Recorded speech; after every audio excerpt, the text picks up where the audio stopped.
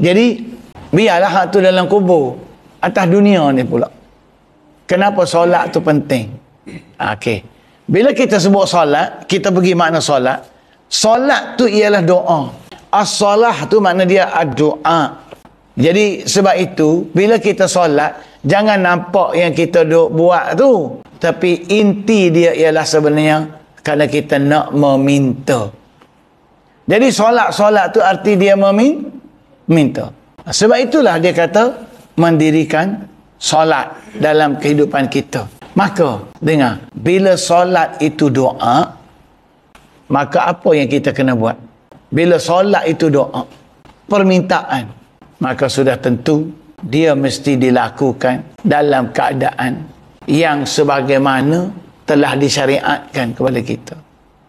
Sebab itulah untuk menjadikan solat itu sebagai suatu doa, Allah Ta'ala letak dia punya waktu, letak dia punya cara. Betul tak? Dia sistemkan hidup kita ni sampai ada 5 waktu.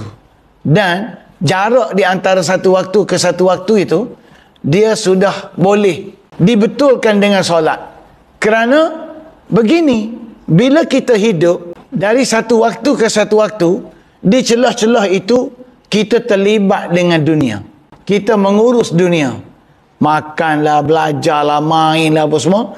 Maka fikiran dan jasad kita banyak berhubung, ataupun dia panggil berinteraksi, berurusan dengan dunia.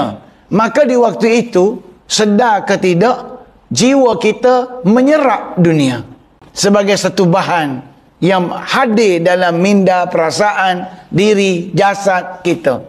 Maka dalam jarak tertentu, dunia tadi menjadi besar kepada kita, menjadi benda yang diberi perhatian.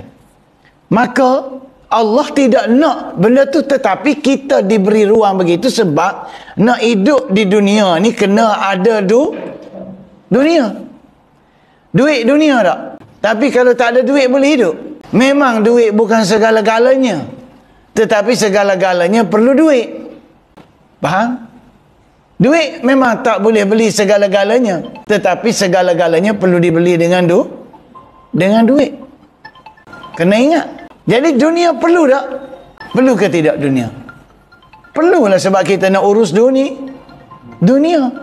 Jadi untuk menjaga supaya dunia tadi tidak jadi lebih besar, sebaliknya dia diambil sebagai alat untuk mencari akhirat sahaja, maka Allah Ta'ala fardukan solat. Sebab itulah bila sampai waktu Allah kira-kira kita ni dah leka, Allahu Akbar, Allahu Akbar, Allah Maha Besar, Allah Maha Besar. Kenapa Allah Maha Besar? Kerana nak bagi sedar, alert, bagi orang tahu, khabar, bagi khabar. Jangan awak tak padu gitu. Bagi khabar. Pada tak padu, bukan pada. Jadi bagi dia sedar bahawa hidup dia bukan dunia. Maka sebab tu lepas Allahu Akbar, Allahu Akbar, hayya 'alas solah, hayya 'alal falah.